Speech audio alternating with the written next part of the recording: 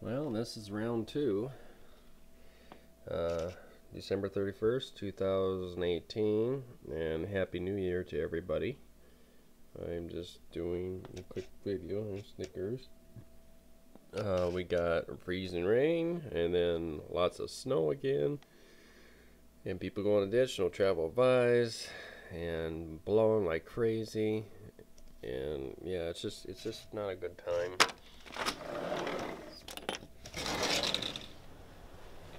You can clearly see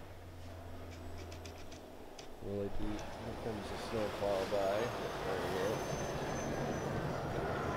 Here they're going by.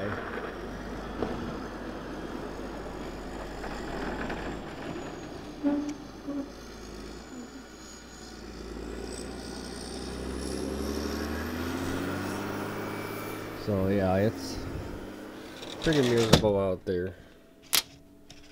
And I can't get out to the farm to film. So yeah, there's that. So anyway, have a good New Year's, and looks like we'll be staying home for New Year's Eve. At least I got the beer.